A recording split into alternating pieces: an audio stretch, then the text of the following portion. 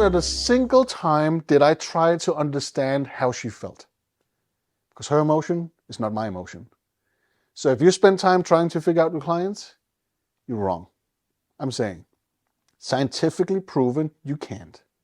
You might understand the word, but the word is not the culprit. The word is not the bad one. No, that's just a definition. Let's do another one, just to really compound the idea, right? Now it gets all weird in a Martin kind of way, right? So let's say we have a client goes like, well, I just feel like an elephant trapped in a backyard.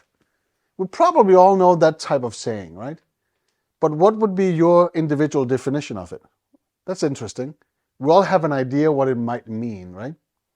But I would go, so is it because they take up all the space? Is that the one? Is it because they're thick-skinned? Is it because they're too nosy?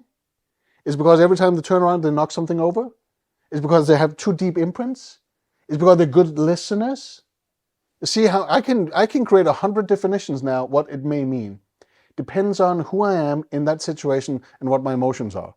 All of them are wrong. There's only one right question. What does it mean to you? And here it goes. That's the only thing I have. So my work is now so much easier because I don't have to understand. That's not my job. What happens if I understand the problem? That means I feel it. How resourceful would I be now with my client? Less resourceful, right? How would that limit your thinking? Well, scientifically proven with almost 80-90%. Why? Because you go into fight or flight mode as well. And you go, oh, you just hijacked an emotion that is not yours. Why? Because you're a human being. Why? Because you're stupid. We all are. That's how we're built. Damn you, right? But you know, we can consider that being a problem. We can consider that being, well, that's just an awareness. Now, knowing it, you can bypass it, right? You could look at someone and let's say we put somebody up here and they have the biggest problem in the world. This side of the room really tries to figure it out and see if you have references so you can communicate the old style kind of way, right? Then we have all the people over here goes like, I wonder what the solution is. I wonder what that hidden component, the hidden resource would be. Now, just by saying that, see where your brains go. Already, all of you started to do this with your eyes because you're trying to figure out ideas. You're looking for answers, you know, but in a positive way. When I mentioned to you guys, you all went down there, which means inner dialogue, kinesthetic, feeling, sensing. That means you got limited and you got creative. Just by the sentence. Isn't that interesting? That's how simplified our brains are.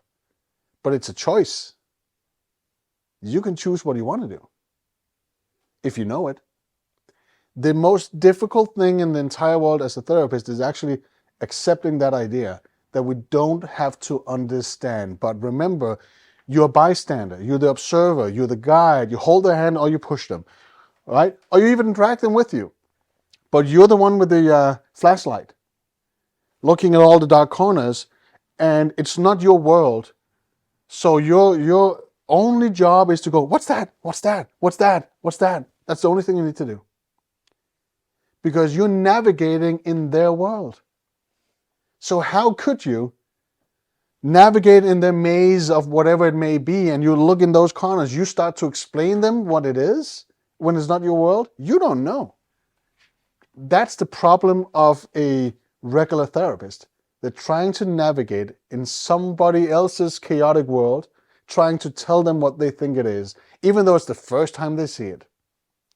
That's a problem, right? Make sense?